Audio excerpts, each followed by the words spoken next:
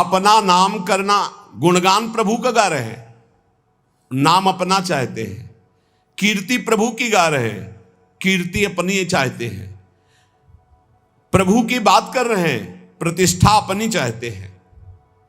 भक्ति का स्वांग है, कामना है, यश कीर्ति नाम प्रतिष्ठा, विषय भोग, ऐश्वर्य, समुदाय। जिनके एक रोमकूप में अनंत ब्रह्मांड वास करते हो मेरे प्रीतम है, वो काफी हैं, तुम्हारी जरूरत नहीं। तुम्हें जरूरत हो तो आओ, हमें तुम्हारी जरूरत नहीं। तुम्हें जरूरत है तो द्वार खुला है। दिखरावा माते तिन अद्भुत रूप, प्रचंड रोम रोम प्रतिलागे, कोटि कोटि ब्रह्मांड ब्रह्मांड निकाया, निर्मित माया रोम रोम प्रतिवेद कहे। आए हो तो भगवान है, आप हमारे आदर है। कभी ना आओ तो प्रश्न नहीं होगा। आए की हुज्जत नहीं, गए की तलाश नहीं। भरोसो दृढ़ इन चरणन के रो। जब हमारे अंदर सकामता होती है तो विषय भोग की, यश कीर्ति की, ऐश्वर्य की, मान प्रतिष्ठा की, तो वो भक्ति रूप ले लेती राजसी भक्ति।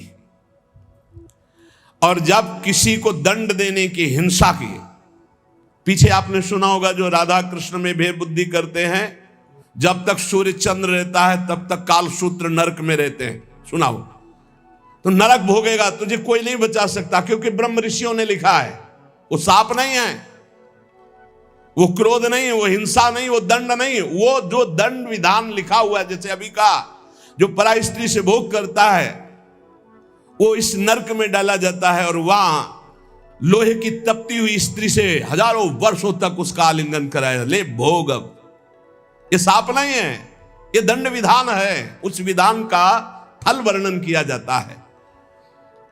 जो दूसरे की हिंसा करने के लिए, दंभ दिखावा करने के लिए, मत्सरता, ईर्ष्या, द्वेष, ये तामसिक भक्ति। भक्ति तो करता है पर तामसिक भक्त है। और जो अपने मोक्ष की कामना, पाप नाश की कामना, कैवल्य परम पद की कामना, इसे सात्विक भक्ति कहते हैं। लेकिन इन तीनों भक्तियों से ऊपर उठी हुई उत्तमा भक्ति होती है।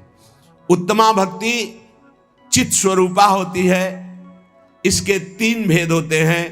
पहला साधन भक्ति, दूसरा भाव भक्ति और तीसरा प्रेम भक्ति।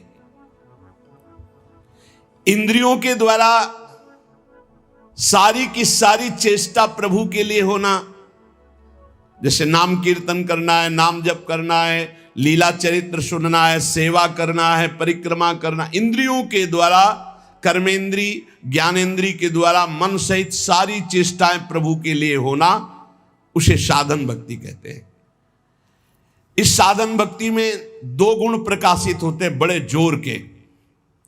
क्लेशग्नि, शुभदायिनी। सारे क्लेश नष्ट कर देती है साधन भक्ति। उत्तमा भक्ति के तीन साधन, तीन। पहला है साधन भक्ति, दूसरा है भाव भक्ति, तीसरा है प्रेम भक्ति। इस भेद को समझो। पहले साधन भक्ति अगर पहली सही है तो दूसरी आ जाएगी भाव भक्ति, और भाव भक्ति सही है तो तीसरी प्रेम लक्षणा भक्ति जागृत हो जाएगी। पहली में ही कितना लाभ शुरू हो जाता साधन भक्ति में।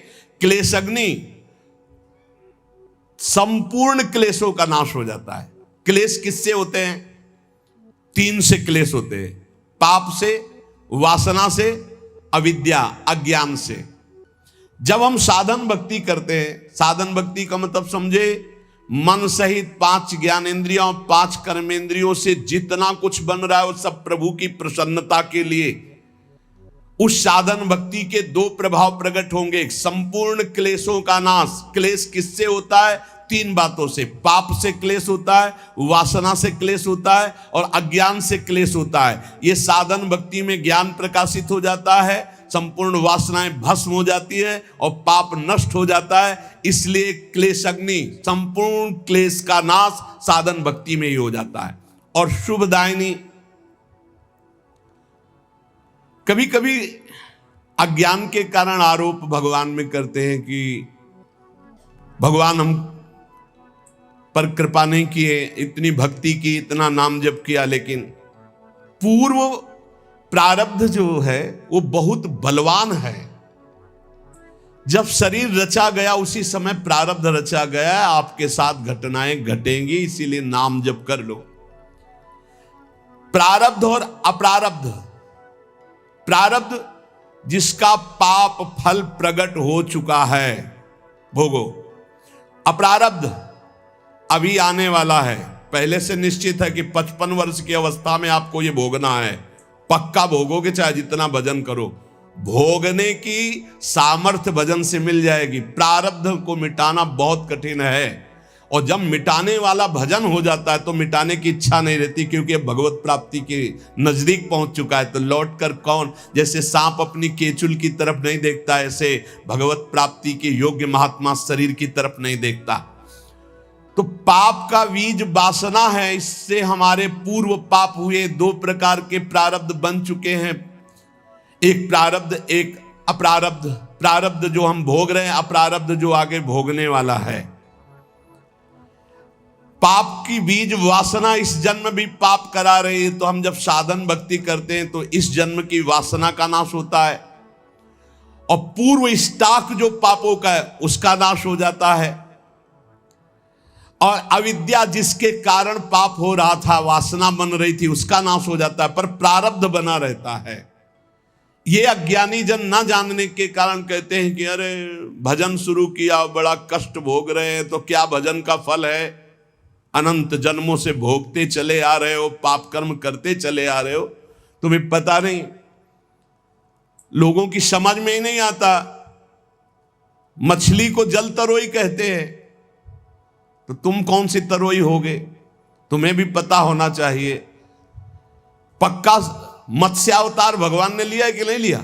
मत्स्यावतार भगवान ने लिया है, और तुम मछली को जल तरोई करते हो, कढ़ाई में तल के खाते हो, तो तुम भी तले जाओगे। अब एक बार के आहार में कितने जीव खाते हैं लोग, कितना पाप कर रहे हैं। अज्ञानियों को ब्रह्मा भी नहीं समझा सकते। मूर्ख हृदय न चेत, चाहे गुरु मिले बिरंच सम, फूले फरे न बेत। बांस में चाहे जितनी खाद पानी लगा दो, वहां सेव संतरा नहीं लगने वाले। ऐसे ही जो मूर्ख स्वभाव के लोग होते हैं, नहीं समझने वाले। जब साधन भक्ति का अनुष्ठान किया जाता है तो इससे 2 प्रभाव प्रकट होते, क्लेश अग्नि और शुभदायिनी। क्लेश अग्नि, पाप से क्लेश होता है, वासना से क्लेश होता है, विद्या, तीनों का नाश हो गया। लेकिन प्रारब्ध और अप्रारब्ध, आगे आने वाला भोग, ये दोनों भोगने पड़ेंगे। इसलिए हिम्मत जुटाओ। राधे राधे प्यारे भक्तों, आप हमारे चैनल पर नए और पहली बार है तो हमारे चैनल को सब्सक्राइब करें और साथ ही साथ नोटिफिकेशन को भी ऑन कर दीजिए, ताकि ऐसी कोई भी माहितीप्रद प्रभु जी की वीडियो आए तो आपको सबसे पहले मिलती रहे। तो मिलते हैं दोस्तों को ऐसे ही नए और मज़ेदार टॉपिक के वीडियो के साथ। तब तक सभी को बाय बाय।